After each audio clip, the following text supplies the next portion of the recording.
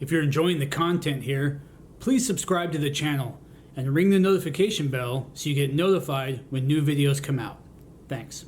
So I started sanding this end-grade cutting board I'm making, and I wanted to show you something I discovered. It surprised me, and it might surprise you also. So here's the cutting board. It's made of maple and walnut. I'm going to do some kind of inlay. I will do a video on that, so stay tuned for that.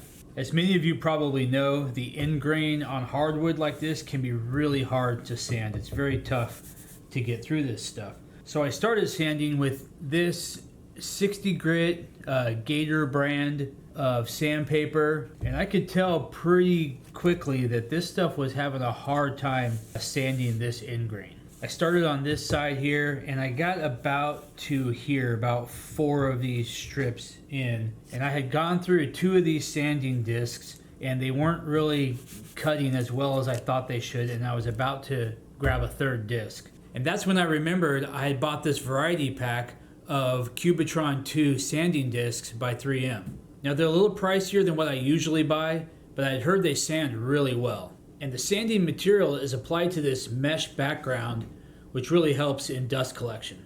Now I was using 60 grit in that Gator brand sandpaper, but the lowest grit I got in the Cubitron was 80 grit, so I put some on the sander to see how it would do.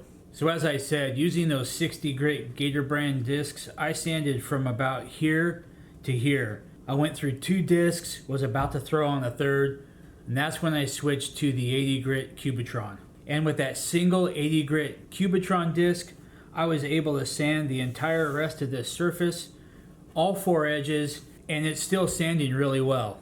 I'm going to flip this over and just keep going with the same disc. And not only is the Cubitron lasting longer, but it's sanding quicker than the Gator brand sandpaper. Now here's a close-up of some used pieces and some new pieces of these sandpapers.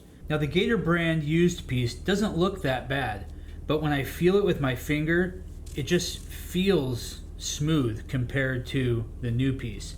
This feels really rough, and it feels like a rough sandpaper. And this is almost just smoothed out. I can tell this isn't going to cut very well. And this piece of sandpaper only sanded about 3 or 4 inches maybe of this cutting board. Now compare that to the used piece of Cubitron versus the new piece. Now remember, this one piece here probably sanded 70 or 80% of this cutting board, and it looks pretty much new. The mesh is a little dirtier just because it has some dust on it, but the big thing is when I feel the grit on this and I feel the grit on the unused piece, they feel basically identical. So that tells me I've gotten a lot of work out of this one piece of sandpaper, and I should get quite a bit more. So yes, that 3M Cubitron sandpaper is more expensive than the sandpaper I had been buying, but from what I've seen so far, it's well worth it.